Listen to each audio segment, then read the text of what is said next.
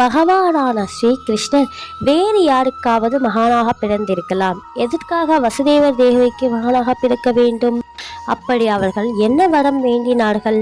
முன் ஒரு காலத்தில் வசுதேவர் ஸ்தூபா என்ற பெயரிலும் தேவகி பிருஷினி என்ற பெயரிலும் அவருக்கு மனைவியாக வாழ்ந்து வந்தார்.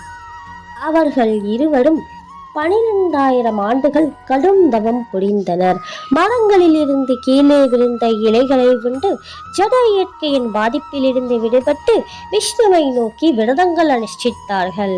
அவற்றை கண்டு மனமகிழ்ந்த விஷ்ணு இவர்களின் முன் தன் முழு விஸ்வரூபத்தை காட்டினார். என்ன வரம் வேண்டும் என்று கேட்டார். இருவரும் முக்தியை வேண்டாமல் உங்களை நாங்கள் மகனாக பெற வேண்டும் என்று வேண்டினர். பகவானாகிய விஷ்ணு 3 முறை நான் உங்களுக்கு மகனாக அவதரிப்பேன் என்று வாக்களித்தார்.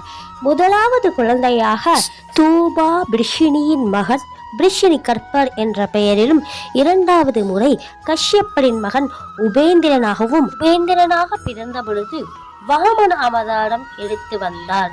இப்பொழுது 3ஆம் முறையாக தேவகி வசுதேவர் ஆகியோருக்கு கிருஷ்ணர் என்ற பெயரில் அவதரித்து பல லீலைகளை புரிந்தார்.